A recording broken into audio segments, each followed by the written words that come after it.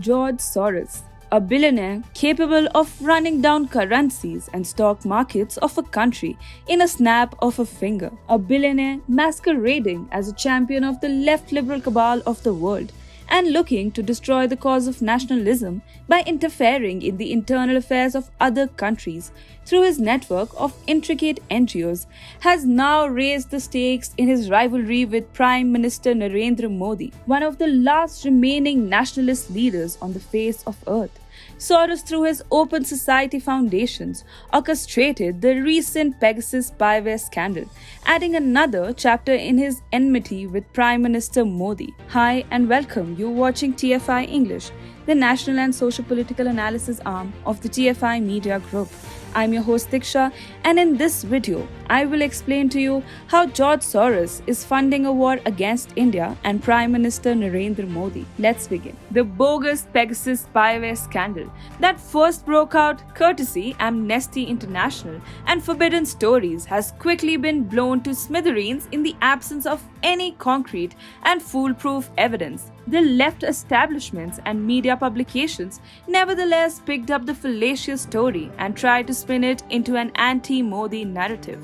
Amnesty International is already known for its anti-India credentials. However, a relatively new entity in Forbidden Stories has caught the public's eye. It has now emerged that Forbidden Stories has a George Soros connection, and his infamous Open Society Foundations is one of the supporters of the said publication. Reported extensively by TFI, billionaire George Soros, in colloquial terms, can be dubbed as the godfather and linchpin of the global left cabal. Soros has funded the cause of globalization through his NGO OSF, which has an endowment of more than $19 billion.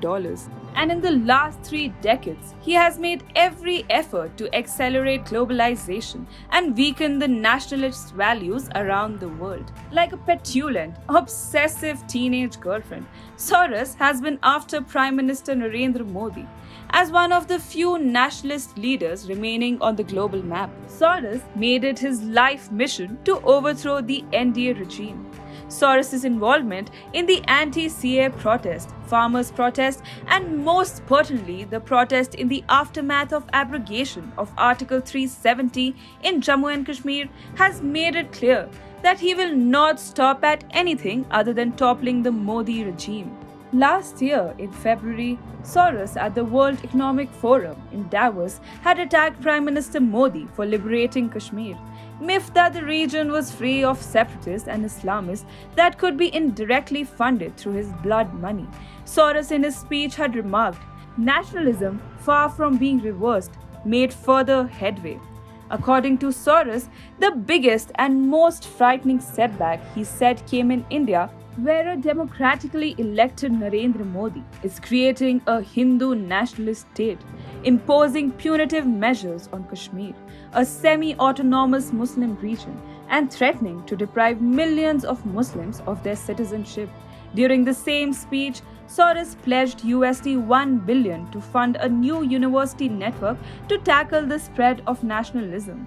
As reported by TFI, during Super Bowl LV, a group of Indian American Sikhs had created an anti-Modi ad to be played right before the championship game of the NFL on CBS in Fresno country. Sikh Institute Fresno had purportedly funded the ad to show the plight of Khalistan supporters masquerading as farmers on the borders of Delhi. However, a careful look at the SIF website and it can be ascertained that it was Soros behind the campaign.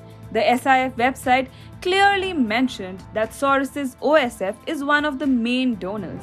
Amardeep Singh, the co-founder of the US-based NGO Sikh Coalition that has been raising the farmers' issue aggressively in the states to create an anti-Modi narrative, is also funded by Soros. Since 2014, Amardeep Singh has been working with OSF as its senior program officer. Similarly, Harsh Mandel, Congress and Sonia Gandhi's trusted sepoy that ran a parallel cabinet during the UPA era, is the chairman of OSF's Human Rights Initiative Advisory Board.